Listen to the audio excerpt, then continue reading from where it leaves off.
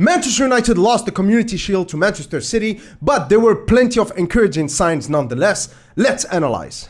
Alright, so the starting point for this analysis is of course the way Manchester United were set up. So of course both in this game and in the FA Cup final, Erik ten Hag has shown that he prefers to set up in a narrow 4-4-2 diamond or narrow 4-3-3 diamond with Bruno Fernandes playing as a false 9. That way we can constrict the space here for Kovacic, who is of course the linchpin in that Manchester City midfield. And that way of course, as you can see here, all of the Manchester United midfielders and forwards, they're close together, creating a sort of a rectangle. That way they can prevent Manchester City from playing the short passing game that they prefer. Obviously, playing compact, well coordinated, well organized. Of course, here creating a screen in front of Kovacic and the other Manchester City midfielders, making it really hard for the Manchester City centre backs to actually pass the balls through the lines into the midfield. Here, of course, you're going to see their frustration with Gvardiol, obviously here, who is literally showing his frustration, literally telling his teammates, come on guys, move into space so I can find you with a pass.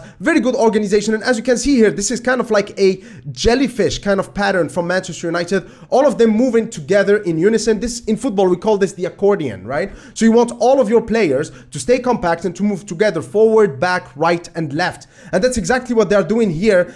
Doing it together with organization, it forces Ederson to go long. And of course, going long favors us. We're able to win the ball. And this happens multiple times throughout the game. And it allowed us to disrupt Manchester City's short passing game. But that wasn't the only thing, because I think that in this game, the Manchester United players showed a little bit more edge than we've been used to. For example, here, we lost the ball while we were attacking, and then Kobbie Mainoo brilliantly here against Haaland wins the ball. And then, obviously, Bruno Fernandes here, another industrious player at Manchester United, coming back, trying to win the ball. You know, in possession football, and I think that Pep Guardiola is one of the main major managers that started using this technique. It's called the 6-second rule. That means whenever you lose the ball, you have to try to win it back within 6 seconds. If you watch his Barcelona team and of course his Manchester City team, that's exactly what they do. So it's really good to see the Manchester United players doing it. And here it's very important for Bruno Fernandes to actually win the ball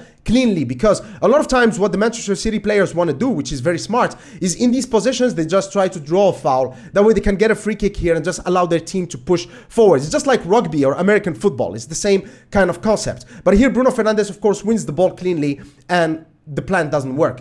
Now, same thing here. Of course, Pep Guardiola in this game, he played with a little bit more wit compared to what he did in the FA Cup final. If you remember, in the FA Cup final, he started without natural wit, and of course in the first half we made them look ordinary, but then in the second half they looked more dynamic after they've included Jeremy Doku. But in this game, he just started with him and started with Oscar Bob as well, so two out-and-out wingers.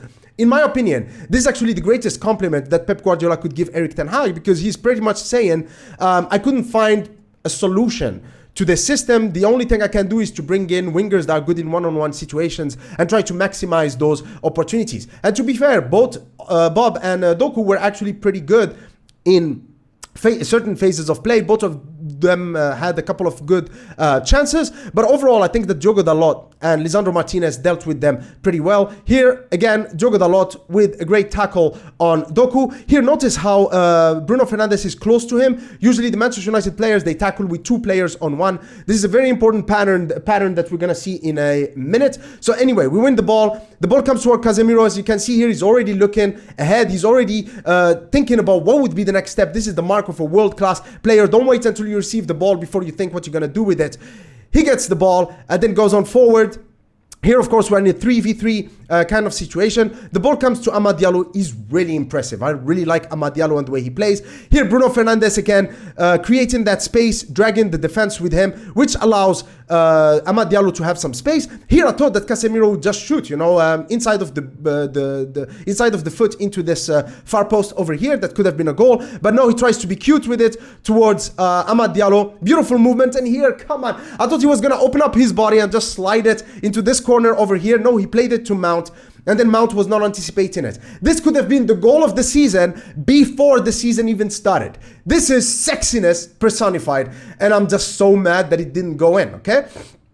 Now, of course, this is how we scored the goal. So obviously, again, as you can see, Manchester United players pressing high. And then here, Collier, and again, as I've shown you earlier, you know that pattern. Manchester United players, just as I showed you with Dalot and Bruno Fernandes, tackling in pairs. Here, the same thing with Collier and Pellistri. Again, they win the ball cleanly, you know, the ability to tackle well, that's very good. Pellistri here is not satisfied with just winning the ball. He's driving forward. The ball comes in towards Bruno Fernandes, and here, very dangerous situation, 4v2, Bruno Fernandes towards Garnacho, and then here's Scott McTominay. This is very important. Again, takes Gvardiol away with him, which opens up that space for Garnacho, and that's a beautiful, beautiful goal. Now, don't worry, I still have more footage for you.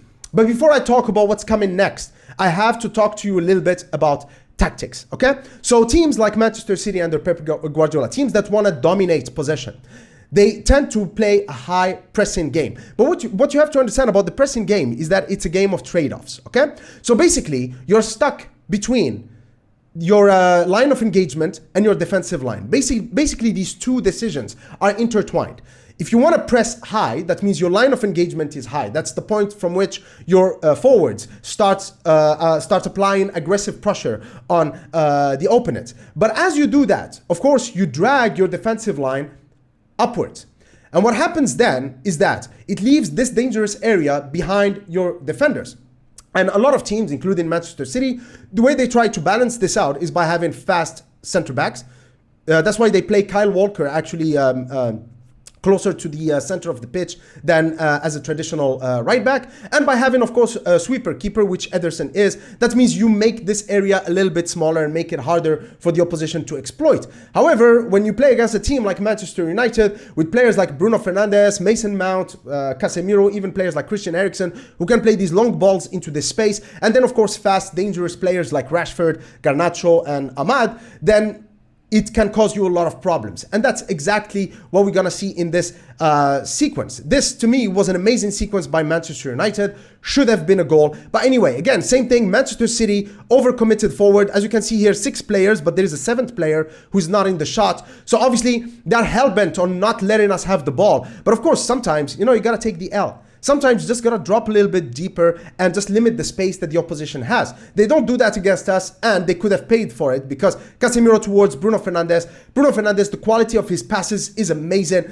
towards Garnacho, who has moved into space, beautiful run, and then here of course Garnacho and Rashford, plenty of space to exploit in behind the defense, and then Rashford, come on, should have put that one away, should have scored that. This would have been a great goal. But of course, Manchester United are also actually guilty, because the principle that I just showed you right now, if you don't follow it, you're gonna end up paying the price for it. And Manchester United were actually caught twice or 3 times in this game out of position because of this. So for example, sometimes we would actually press quite high. For example, our line of engagement again is going to be high. We apply pressure with 5 players, so basically our 3 forwards and 2 central midfielders, leaving Casemiro by himself in an area like this, a huge area, which leaves us open. And why did that happen? Well, let's look at the sequence here. So this is what I talked about, you know, put in pressure with 5 different players, Collier over there, Scott McTominay over here.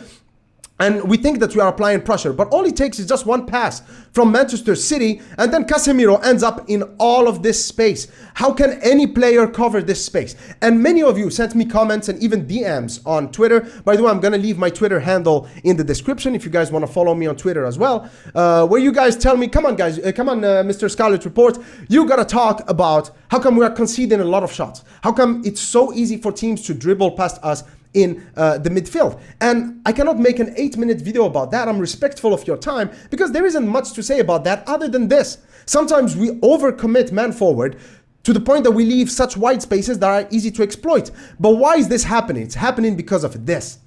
Look at this.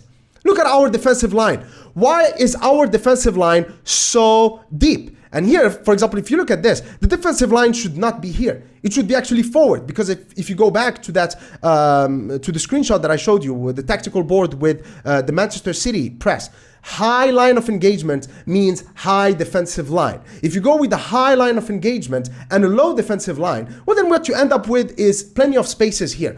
And I can assure you that had this been a fit, sharp Manchester City with the likes of Foden, De Bruyne, Bernardo Silva, in these kind of situations, they would have murdered us. But overall, I think that this is a great Manchester United performance. I think that we were kind of unfortunate not to win the game, but this particular aspect of our play, sometimes being too eager in the press and not being mindful of where our defensive line is in relation to our engagement line, could actually end up costing us points in the league this season. Alright guys, I hope that you've enjoyed this tactical analysis of Manchester United's defeat against Manchester City in the Community Shield. Like I said in the intro, plenty of promise, and I'm really excited about what we're going to witness this season. If you agree with me or disagree with me, please make sure that you leave a comment in the comment section below. Until next time, cheers.